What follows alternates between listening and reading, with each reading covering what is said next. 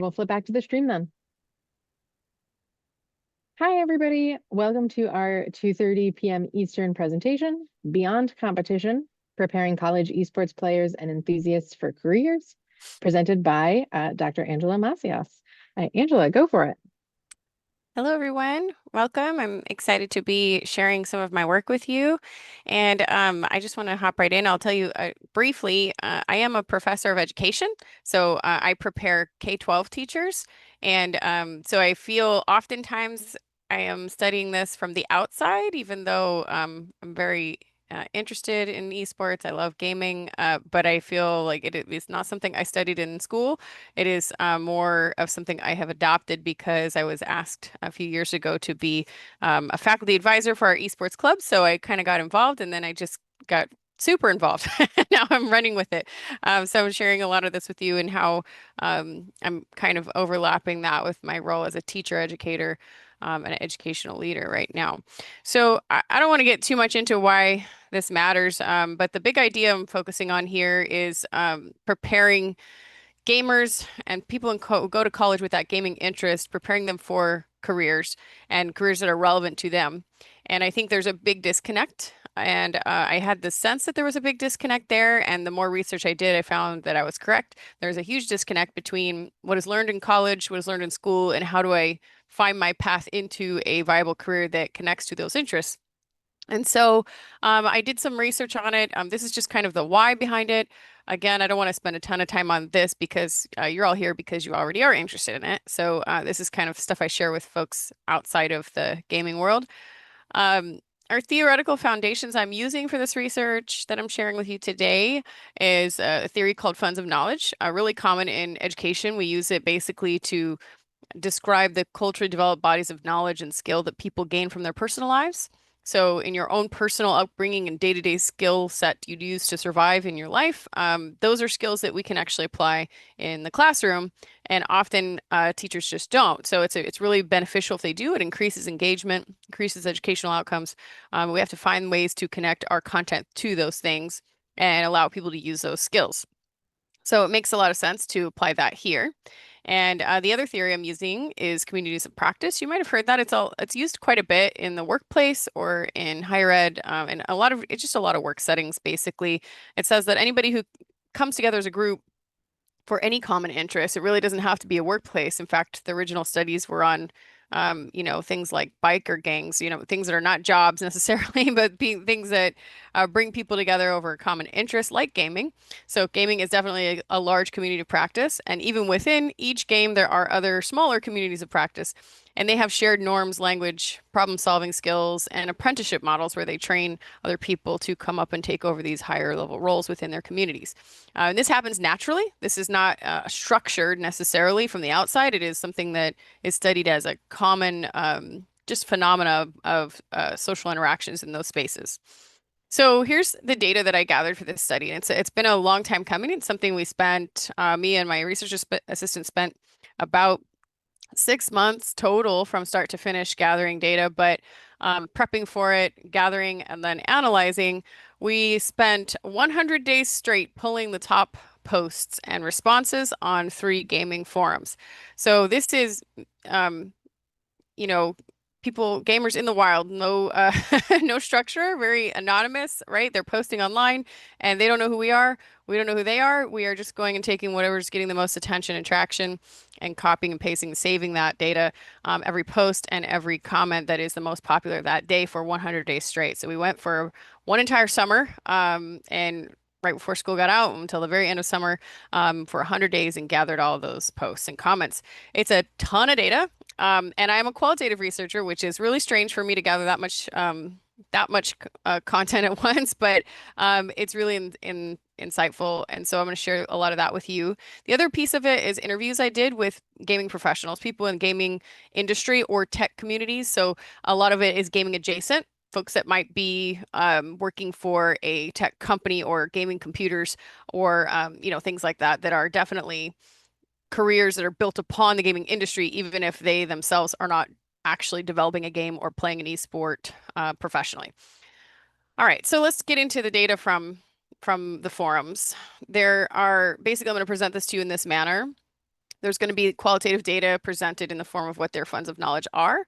So what are those skill sets they're bringing from their natural habitats of daily life and personal interactions, those skills that we can gain from those forum posts, and then pull out what they're showing us as their assets and skills that they have. And then we connect that to career applicable skills, things that you could use in a job someday. Because I think that's kind of what I've seen over the years talking with a lot of college students is there's this kind of disconnect. Well, I really like this, but I don't know how to get into that kind of job, and I don't know if I'd be good at that. And so it's really about trying to help faculty, teachers, educational leaders, student services people, people in the college world figure out how to leverage those skill sets. So, the first common theme out of those thousands of posts we gathered was technical expertise, as you can imagine. So things like modding, patch analysis, troubleshooting, obviously have a career alignment with very high-tech things like IT, quality assurance, et cetera. The second theme that was common in those posts is strategic and analytical thinking. You can see that prevalent in their posts and their conversations. And you can see that in that they create tiered lists often. They're doing some meta-analysis without being asked, right? This is just for hobby, right? Remember, these are like high-level thinking skills that people are engaging in an optional thing on their personal time that they don't have to do, but they're doing because they enjoy it. And so they have a lot of skill set showing probability and understanding of those high-level thinking skills. And that is very aligned to career skills such as planning, analytics, business strategy, and operations. The third theme is community collaboration. And you can see that obvious through the posts that have polls and a lot of discussions on polls where people are interacting.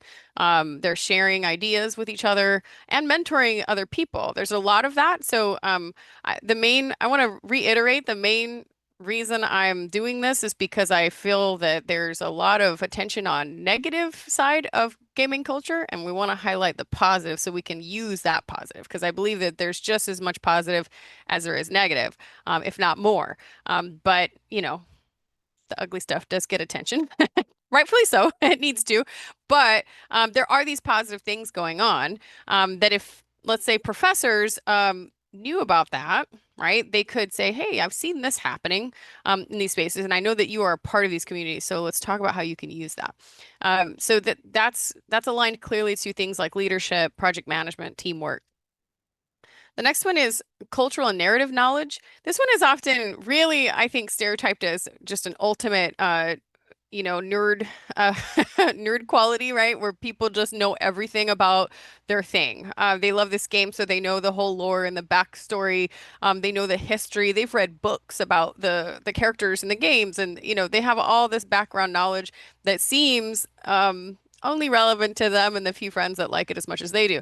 But that it's not about that knowledge, but it's that skill that goes with the knowledge, right? So when you can gather all that stuff and retain it and synthesize it and share it and put meaning to it, that is a skill that is really valuable in a lot of workplaces. So things like writing and design and media production, those creative kind of jobs rely upon people with those kind of skill sets. The next theme that stood out as a funds of knowledge that is obvious, no one should be surprised by this one, perseverance and resilience. We all know gamers who spend hours and hours and hours grinding and trying to beat that boss in a final battle or whatever it might be that they're trying to accomplish, working together to do those things and replanning, rehashing out how it should be done, and talking and watching videos of it, studying it, right? There's so many offshoots of how this happens and what it looks like. And it comes down to a lot of research and to do problem solving, persistence, and long-term goals. And those are really valuable in the workforce. And I would actually say, as someone who I work with a lot of young people as a professor, I also own a company. My husband and I own a company. A lot of our employees are college students and young people. And there's this very current stigma in the workplace and the business world that Gen Z young people just don't have this, right? They don't have a commitment to long-term goals or wanting to do something or be involved. But in fact, gaming community shows quite the opposite. So those skills are there.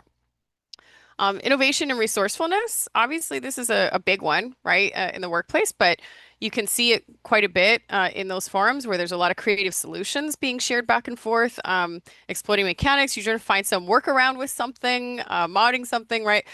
There's a lot of that that can translate into engineering, entrepreneurship, creative tech, that is really the future. Things that people are doing jobs, educators always talk about this. People are doing jobs now that nobody even knew existed 10 years ago.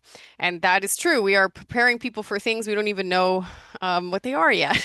So we have to really foster the skill sets and not worry so much about the content itself, but the skills involved in doing those things and really hone in on those with students. And so the next one is linguistic skills and communication. This is one of my favorites. I used to be a high school English teacher before I was a professor. And so I taught writing. I still teach writing to adults in college. And something I think is a nice little side note, I did some research in the average grade level of any online post that is not, professionally written, but engaged in by the community and public is written at about a seventh grade level. But the gaming community forums are at about an 11th grade level. Now, I know that sounds sad, but in reality, it's not because these are very informal spaces, right? So if you think about our average conversation with our friends and family is not at college level most of the time. And yet they are, in their conversations that they're having informally, 3 or 4 grade levels above everyone else, as far as vocabulary, syntax, structure, content being covered, the amount of information. So it really shows that there is a huge dedication and a high level of linguistic skills here that are useful. So that's all the forum data themes that came out. I want to share with you briefly some findings from the interviews. These interviews were done with 10 professionals in the gaming sphere, I would say. So some of them work for gaming companies like game design, things like that. Some of them work for colleges in the esports world. Some of them work in the tech industry, big computer companies and things like that. So these are some of the major themes that stood out. We have a lot of them experienced nonlinear pathways, meaning they did not find a clear path into the job they're doing now.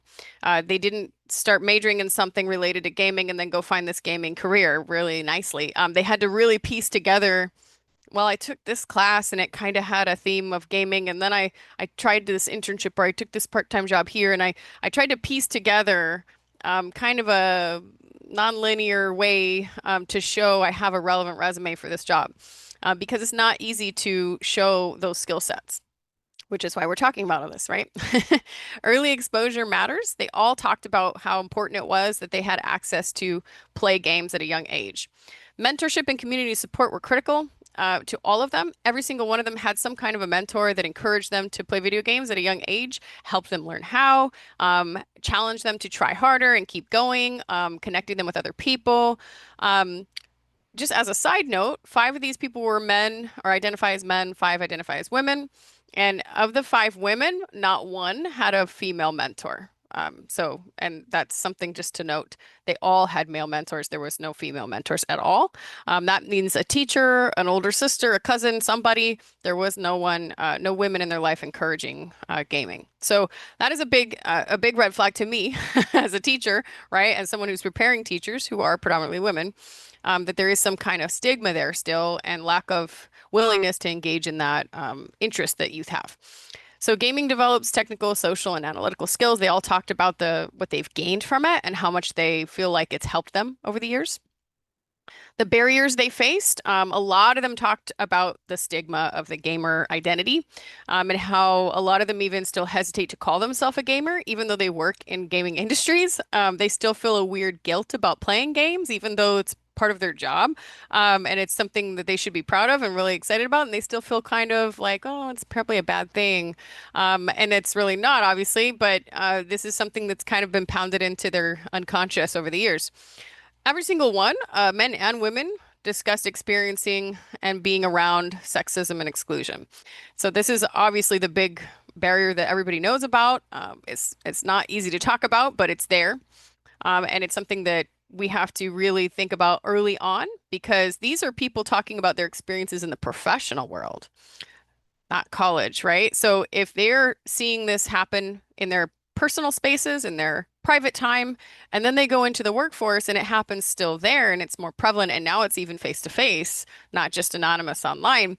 That is showing how prevalent it is because it's not being cut off and stopped earlier on. So my theory on what could help this, it's not the only solution. Obviously, there are many large solutions to that issue, but one of them is the underexposure at a young age. For almost all young people, the major women of authority in your life are your mom and your teachers. And yet your mom and your teachers are statistically, demographically the least likely people to play video games. So, you know, that means then how do we get women who are often going into these teaching roles or counseling roles to embrace this interest and not think of it as a negative thing? That stigma sticks around, right? And what happens is when youth are exposed to that stigma, they don't get rid of the interest, they still play, but that now they tend to separate it from their identity as a student. And this is my serious version of myself that I want to present to this person, and this is this private identity that I'm not going to share. And that's where that toxicity can keep becoming a cycle. So teachers often misunderstand it because they're just not exposed to it and don't embrace it, right? So, how can educators prepare gamers? How can we be better at this? We have to recognize those expertise that are as legitimate. We have to connect gaming skills to real industries. We have to use gaming as a bridge into these STEM careers and be intentional about it, right? So, I'll share a little bit about this in a minute, but we invited a lot of STEM related people, but particularly from gaming careers onto our campus last semester. And it was a great experience, and we had a whole career day focused on gaming. And so it was specifically for that group of people who have that interest, and we brought in professionals for them to talk to. So that's something that's really easy to do. You'd be surprised how many professionals are really flattered when you say you want them to come talk to a college campus or college class, and they love the idea of it. So creative and supportive inclusive gaming spaces obviously is a huge one. So building career pathways, we've talked about this a lot. There are so many. I think a lot of times in esports in that world, we think about esports itself and the competition itself, but there are tons of professionals who make careers out of marketing, project management, a lot of business world kind of jobs. There's a lot of content creation and media going on around the gaming world. And I hope more and more in the education world. Definitely not enough. There needs to be way more, but that is a field that is growing. Um, this is just a quick, obviously, reminder, like role models matter. Like I said, none of the women I interviewed had female mentors at all. And in fact, statistically, women who major in STEM fields, such as things like game development or things like tech related, um, one third of them, more than a third of them, I've heard, and stats kind of vary, but they're all pretty much leaning this way. More than a third of them will drop out or change their major. And then the others will struggle and not do as well long term. And so it's really obvious that the mentoring aspect of it is important. So the call to action is really clear. It's just we need to develop frameworks for these skill sets and apply them in K-12 and higher ed. So there has to be a connection there. So we have to make these pipelines, right? So if a lot of esports is becoming widely accepted in the college world and a lot of universities have it, do your local K-12 districts have that? And if not, how could you help them do it? And I know that's a big undertaking, but little baby steps, little by little. We do like weekend events. We'll go out to a high school and just do a Saturday thing, and that's a start, right? So we've worked with a local high school near us, and now they have a full-on gaming club that meets twice a week after school because we bring them to campus and we send one of our students to volunteer and help them set it up. And over time, you're going to build those pathways. So obviously, we got to support those college programs. This is just a little example of our career day. We invited people, there's me, but we invited several people from outside of the education world, from the tech community, from gaming communities, from content creation, computer companies, game designers, and college esports directors. So people who have all these connections so that students can start to visualize and see, well, how do I get to something like that? I really like that idea, but I don't know how to get from A to B. If I have this degree, now what do I do with it? How do I get that kind of a job? What would help me get that kind of a job? And then I'm going to always advocate for youth programs. You don't have to read all that, but if you're interested, we can share it with you. But I ran a youth program, and this is just some real life examples of some elementary kids that learned from middle schoolers. So they found their own mentors just to learn how to play Valorant. And so it's just the kind of thing that really makes a big difference when you add in these intentional opportunities for people to play games in a positive space. Then over time, the more we talk about those things, we will develop those clear pathways into those careers. So it's a big project, a lot of things to talk about. This is just kind of an overview. But I think I'm about time now, so I don't want to overstep. So You yeah, are I don't want to go too perfectly far. at time. Okay, awesome. So I want to just take a moment and let folks ask questions if you have any. Yes, we do have a couple questions for you in the chat. Although I should say, first and foremost, we have a lot of amazing work, great things. At least one viewer has been streaming the conference to her own or to their own 7th and 8th grade students, Awesome. who they expect to have a lot of questions about it later today. One question you did get was great presentation. We also try to show our students that they learn a lot in games and esports and show their transferability towards this.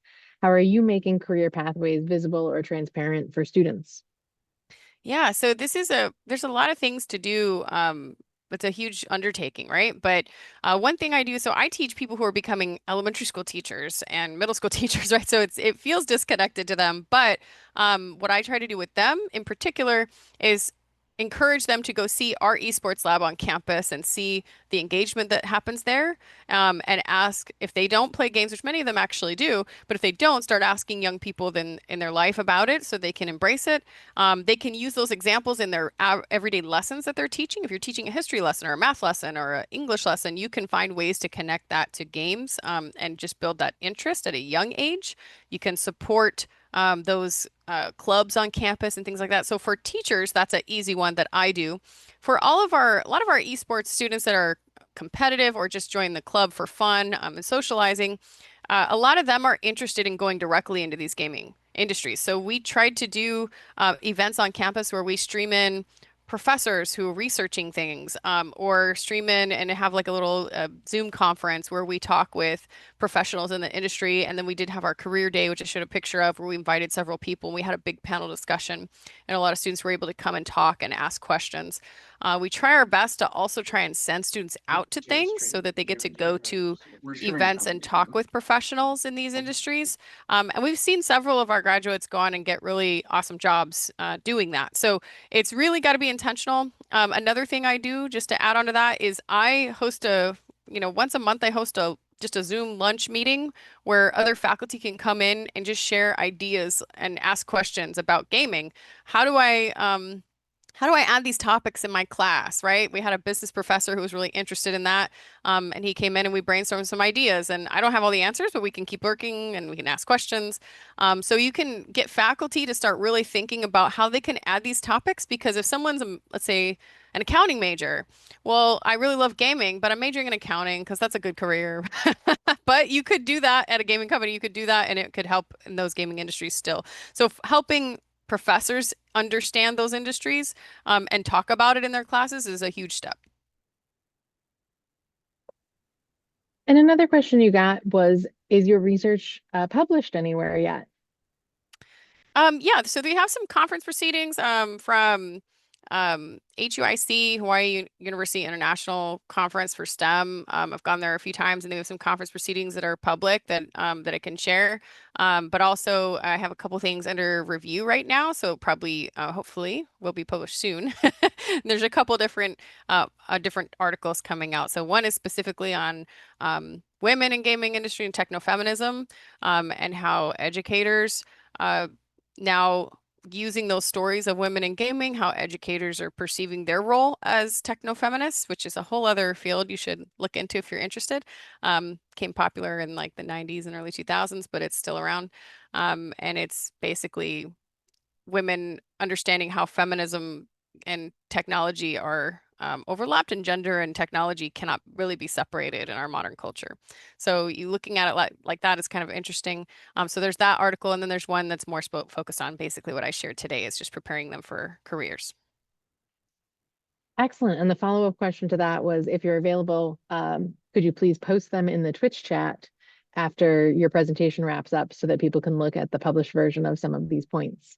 Yeah. Yeah, I can definitely share some of those conference proceedings for sure. And I share my email here too, so that folks can definitely follow up later if you have more interest. I'm open to collaborating with people. I still have a lot of data that can be used in a lot of ways. So I've just barely scratched the surface with all this data. It's honestly a little bit overwhelming. I have so much of it. I'm trying to get people to help me do stuff with it. So if there's anybody listening who has some interest in something I've said, or you have some of your own research agenda that you think aligns, I'd love to talk with people. And so I will post a couple of PDFs from recent things and then open to conversations. Oh, I don't hear you anymore. Sorry, I don't know if that's me or not, but No, I'm sorry. I was switching over okay. my headphones You've got aside. a lot going on. I know. It's okay. We are going to switch to our break now. We're going to take about a 5-minute break and come back for the next presentation. But before we log out, just Angela, thank you so much for sharing this really interesting research with us. Thank you.